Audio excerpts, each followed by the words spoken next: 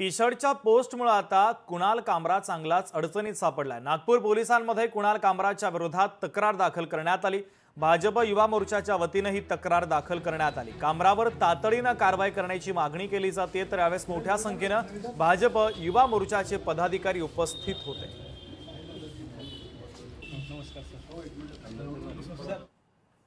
त्याच्यावर कारवाई करण्यात यावी असं निवेदन आम्ही करण्यात आलेलो आहे आणि आम्हाला आश्वासनही मिळालं की याच्यावर नागपूरमध्ये याच्यावर 100% FIR करण्यात येईल, याला अटकही करण्यात येईल।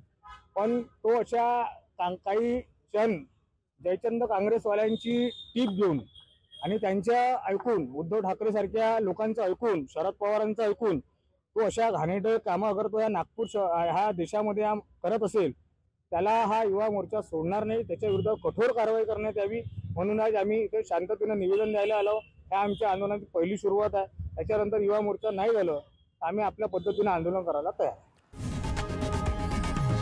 लोकशाही मराठी ऐका, पहा, जागरूक रहा।